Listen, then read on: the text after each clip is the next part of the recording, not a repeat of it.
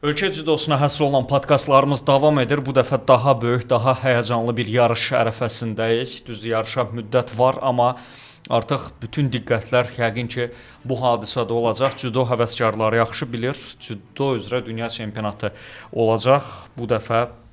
Və biz sonuncu böyük yarışlardan biri Avropa çempionatından qabaq danışmışdıq. Bir növ o yarış bizim üçün müəyyən mənada uğurlu oldu, müəyyən detallarda. Həmin verilişin, həmin yarışın şərhlərini Orxan Səfərovla etmişdik, cüdomuzun məşhur siması və bu gün yenidən onunla bir yerdəyik. Görək dünya çempionatında bizə düşərli olur. Xoş gördük Orxan. Salam, çox sağ olun dəvətiniz üçün. Keçən səfər proqnozlarım demişdim 4-5 medal. Avropa çempionatında elə o medal sayı ilə qayıtdıq. İnşallah dünya çempionatında da bu cürlə çıxış eləyərik. Bəli, proqnozlarını çox dəqiq tutmuşdu orada. Hətta ad olaraq da belə yaxınlaşmışdın müəyyən göstəricilərdə. Gəl onda biz medal sayından başlayaq. Ən böyük medalımız, ən çox qazandığımız medal dünya çempionatlarında Budapeştədir. 2017-ci ildə 4 medal. Bu dəfə də perspektiv çox görünür. 4 medala çata və keçə bilərik sanki ümumi baxsaq. Əlbəttə ki, yox. Avropa çempionatı əlbəttə ki, dünya çempionatı daha çətindir. Mən deyərdim ki, Olimpiya oyunlarından da çətindir udmaq. Çünki dünya çempionatı belə deyim, ağırlığı var. Məsələn, Olimpiya oyunlarında hər bir ölkədən bir nəfər qatıla bilirsə, burada belə bir imkan var ki, Yaponlar 2-2 gələ bilir. Məsələn, Rusiya komandası, Fransada elə çəkilər var ki, 2-2 gəlirlər və bu artıq o deməkdir ki, hərəsi bir qrupa düşür və oradan da final güləşmələri rahat olur. Amma belə Avropa çempionatında biz gördük ki, komandamız yaxşı səviyyədədir. Düzdür, bizim qızılımız olmasa da. Mən hər zaman demişəm, yəni güləşən vaxtında indi deyirəm ki, bir qızıl olmaqdansa mən komandamda istəyirəm ki, 4-5 dənə gümüş bürünc olsun. Çünki bu komandanın vəziyyətindən xəbər verir. Bir nəfər nəticə verəndə, bir qızıl olanda və digərə uduzanda bu artıq o deməkdir ki, o qızıl verən idmançının daha çox öz potensialına və öz genetikasına bağlı olan bir şeydir. Amma komandada 4-5 nəfər medal verəndə demək oldu ki, yəni komandada vəziyyət ümumi yaxşıdır. Çox maraqlı yanaşma. Bəli. Və ona görə də mən fikirləşirəm ki, indi dünya çempionatında biz maksimum bir balaca dəyişikliyi var. Hidayət qatılır və digərləri də hamısı Avropa çempionatında medal verən uşaqlardır. İnşallah ki, onlar da Avropada kimi yaxşı çıxış eləyəcəklər. Özün də iştirak etmisən dünya çempionatında və 2 qat mükafatçısan. Ümumiyyətlə mundialın həyəcanı və digər böyük yarışlardan fərqi, Avropa çempionatı və bəlli böyük dəbilqə yarışlarından fərqi, üstünlüyü, həyəcanı necədir? Yəni bir növ istəyirəm öz xatirələrini bölüşəsən. Həyəcanı odur ki, burada asan rəqib yoxdur. Bu bir. İkinci məsələ odur ki, sən maksimum dərəcədə hazır olmalısan. Çünki burada hər gün bir çəki olur və artıq ikinci görüşdən sonra döyüşlər dalbadal gedir. Yəni ikinci döyüşdən çıxdın, bəlkə də 15 dəqiqədən sonra üçüncü döyüşə gedəsən. Üçüncü döyüşdən çıxdın, gedin dördüncü döyüşə və burada sənin artıq hazırlıq səviyyən nə dərəcədədir o yoxlanılır. O belə sınaqdan keçir və mən ilk dünya çempionatım yadımdadır. Biz o vaxtı belə deyim də Rioda Maracana bir stadion var. Onun belə bir balaca bir versiyası idi. Mən o zalı bir dairə vurub təzədən judogi kartlara gələnə kimi o döyüşə çıxmalı oldum. Yəni artıq 4-cü döyüş idi. Yəni bu belə olur və burada artıq sənin bərpan, hər bir şeyin hazırlıq yüksək səviyyədə olmalıdır ki, sən burada yaxşı çıxış edə bilərsən. Çətinliyə görə qalanda dünya çempionatı məncə bu dünya çempionatı yeni atların üzə çıxmağı olacaq. Bizim üçün? Yox, təkcə bizim üçün deyil, digər ölkələr üçün də və bu yeni atlar daha çox özlərini göstərməyə çalışacaq ki, növbəti Olimpiya oyunları üçün komandalarında olsunlar Olimpiya oyunlarında. Yer gəlmişkən izləyicilərimizin diqqətinə çatdırım bir statistik məlumat var. Elmar Rza Judo Federasiyasının rəsmisi, əməkdaşı ondan oğurlamışam. Sadə hamımızın bildiyimiz məlumatlardır. Dünya çempionatlarında medal sayımız 3 qızıldır. Ümumilikdə 6 gümüş, 18 bürüncümüz var. Bu bizim medal ardıcıllığımızdır. Və Orxan, əsas bu yarışdan bağlı, ümumiyyətlə bu Olimpiya çempionluğundan sonra demək olar bütün yarışlarla bağlı istər-istəməz indi judonu yaxından izləyənlər üçün müxtəlif adlar, müxtəlif çəkilər maraqlıdır.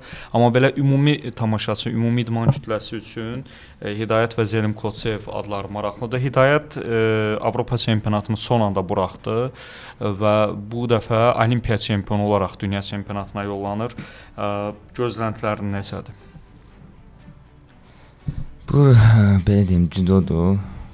Gözləntilər əlbəttə ki, hər zaman Hidayətlə, Zelimlə böyükdür. Çünki komandanın liderləri onlardır, vuran əlləri oradadır. Amma belə deyim, Hidayətin birinci startı dünya birbaşa çempionatı olmağı biraz düzdür, ona çətinlik yaradacaq. Çünki ən azından bir Grand Prix-dənmi ya da bir Grand Slam-dənmi, bir Avropa çempionatındanmı çıxış etsəydi daha onun üçün asan olacaqdı. Amma Zelim artıq bir dənə Avropa çempionatında çıxış edib və dünya çempionatında çıxış etmək onun üçün daha asan olacaq. Düzdür, bizim kişilərdə nəticəmiz ən yüksək 3 dənə medal olubdu. 2017-də mən səhv eləmirəmsə, bu bir dənə də xanım olmuşdu. Mən o dünya çempionatında mən, Rüstəm Orucov, bir də Elmar Qasımov medal qazanmışdı və Irina Kinderskaya birinci medal qazanmışdı. Amma stabil olaraq bizim demək olar ki, hər dünya çempionatlarında 2 medalımız olur və bəzən hər zaman da deyirəm ki, bəzən bizim elə bir gözlədiyimiz medallar var və hər zaman da mən fikir vermişəm, bizim dünya çempionatında bir dənə də sürpriz medalımız olur və mən düşünürəm ki, burada da bir dənə sürpriz olacaq və bir dənə də gözlədiyimiz medal olacaq. Ümumilikdə isə mən belə deyəlim, 3 medala inanıram.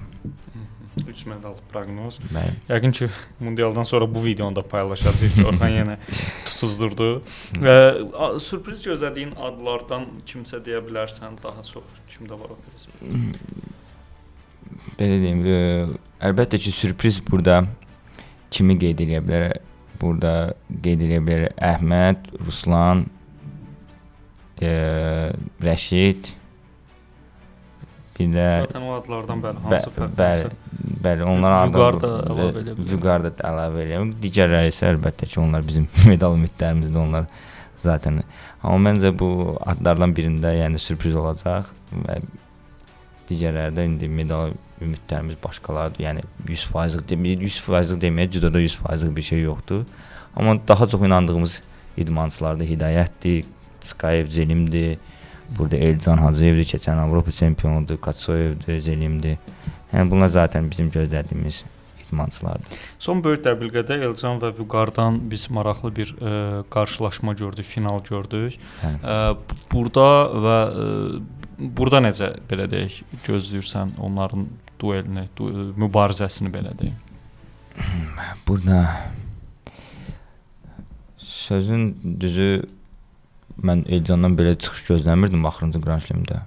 Çox, yəni belə deyim də, reisin üzərinə çox yaxşı belə giriş elədi və qəşəng çıxış elədi. Bütün rəqiblərini iponla tez, özünə inamlı qalib gəldi və çox parlaq çıxış elədi. Amma indi Vüqarla bunların ikisinin mübarizəsinə baxanda əlbəttə ki, indi yarışda olduğum üçün əlbəttə ki, mənim də yəni fikrimcə Elcanın çıxışı daha qənaətbəxşdir və daha stabildir mənim üçün və mən belə gözləyirəm ki, deyərdim Elcan medal verə biləcək. Yəni ikisini bir nəzərə alsaq, məncə Elcan verə bilər. Bəli. Digər adlardan ağır çəkidə Uşanqika Kauri var və ağır çəki ilə bağlı biz dəfələrlə bu podkastlarda ilə səninlə də danışmışıq.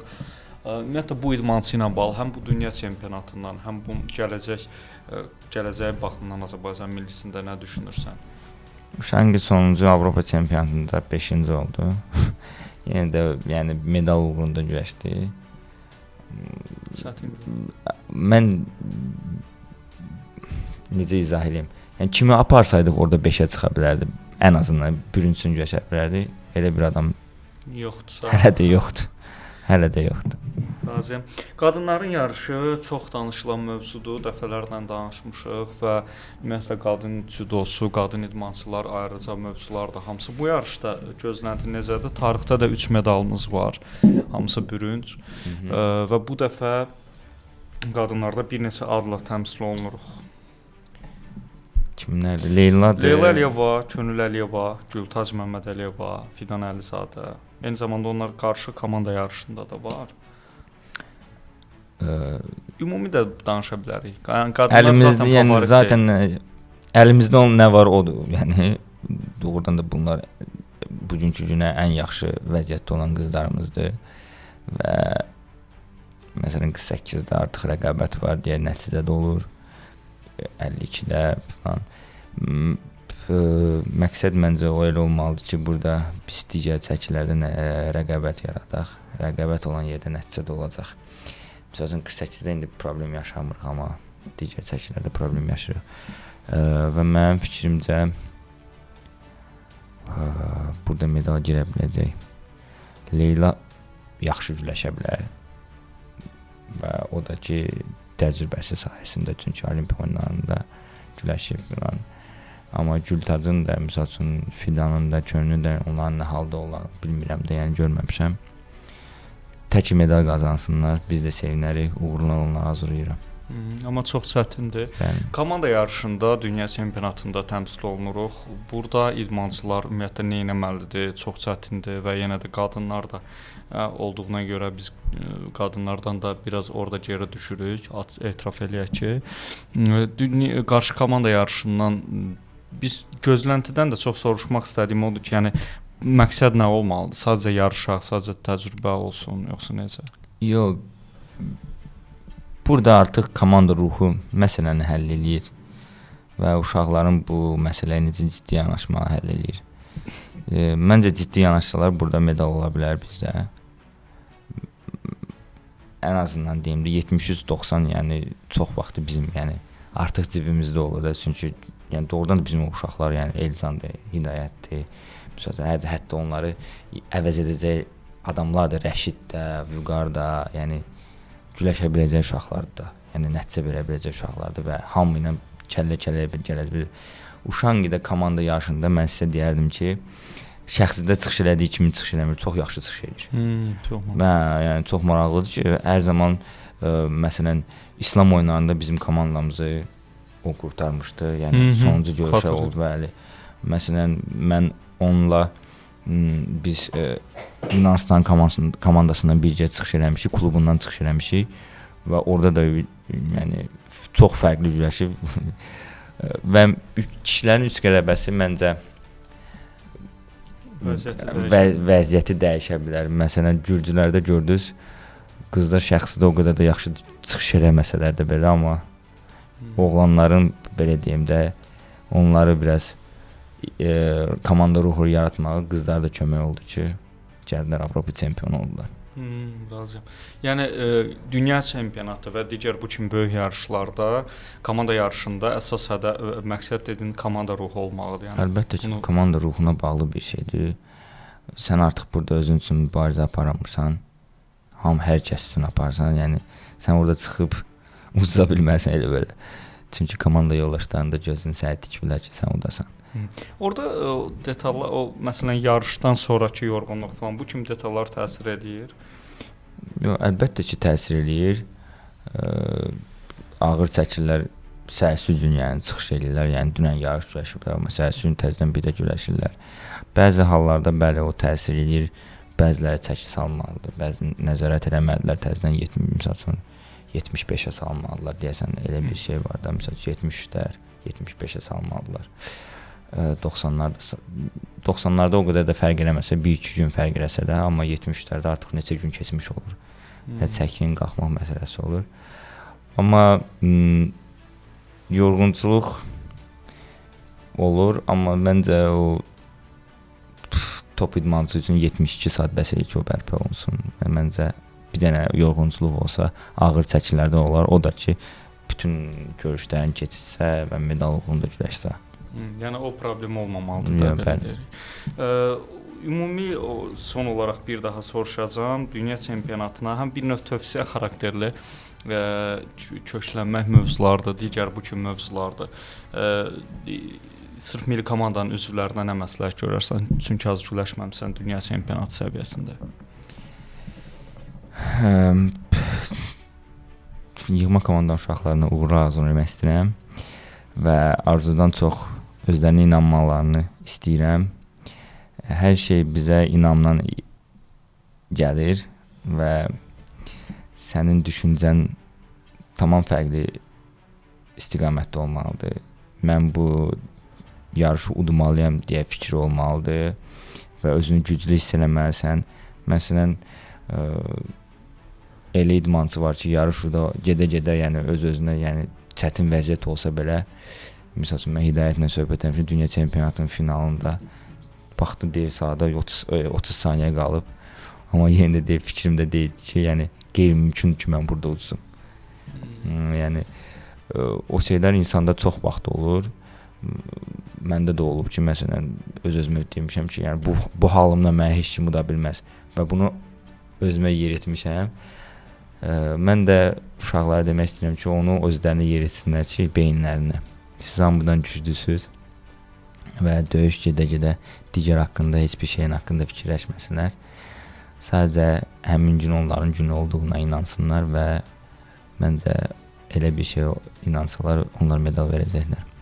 Yer gəlmişkən Orxan, son olaraq bir özünün də dünya çempionatı xatirələrini istəyirəm xatırlayaq. Hər iki yarışı, medalçı olduğun hər iki yarışı əslində kifayət qədər ciddi göstəricidir. Birində final uduzmusan. Hər ikisini xatırlayaq. Necə oldu və daha yaxşı ola bilərdin və yaxud da daha pis ola bilərdinmi? Hər zaman müsahibələrimdə demişəm, mənim üçün ən yadda qalan əlbəttə ki, Rio'da verdiyim ilk birinci medaldır. Çünki dünya çempionatında çox belə kəşməkeşli yollardan keçib ora getmişdim. Çünki 6 dənə yarış dalbada uduzmuşdum. Heç kim mənə favorit görmürdü. Sadəcə belə deyim, bir məşqçi mənə inanırdı ki, mən medal verəcəm və mən də getdim medal verdim. Hətta səhər-səhər oyandım yuxudan ki, birinci döyüşüm Mudranov idi, Olimpiya çempionu, həmin vaxtda 3 dəfə Avropa çempionu idi. Amma yenə də içimdə bir inan var ki, mən onu keçəcəm və sonra belə oldu ki, birinci döyüşü qalib gəldim. Artıq belə deyim, isinmədə başa düşdüm ki, mən çox yaxşı vəziyyətdəyəm. Çünki yorulmadım. Yəni adətən məsələn çəki salırsan, isinməyə səhər gün gələndə biraz axşam yediyin yemək biraz ağırlıq edir, biraz səhər yediyin biraz ağır hərəkət edirsən, amma hərəkətlərimdən də bəlli oldu ki, yəni yox, bu günləri yaxşı güləşəcəm. Və görüş ardı-ardı oldu və məsələn hazır olmağın vacibliyini nəyə görə dedim? Məsələn mən 3-cü döyüşü udub gələndə, yəni dairə vurub qaydanda artıq Koreyalı idmançı ilə yenidən güləşməli oldum. Yəni bütün döyüşlərdə dünya çempionatında ağır keçdiyinə görə orada da məsələn dərhal mən judogini dəyişdim, kimonomu dəyişdim və yenidən kimono kontrola keçdim və heç belə deyim də 15 dəqiqə çəkmədi mənim bərpa vəziyyətim. Ona da belə çıxanda atdım, amma sonradan saxlaya bilmədim çünki artıq yorğunçuluq falan üst-üstə gəlmişdi. Bu dünya çempionatı, amma 2017-dəki dünya çempionatındakı medalım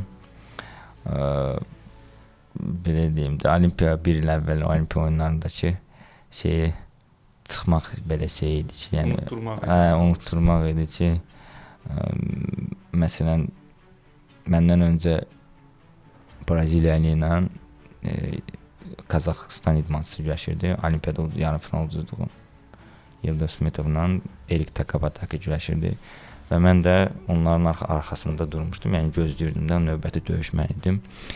Yəni özümə o qədər inanırdım ki, dua edirdim ki, Smetov gəlsin.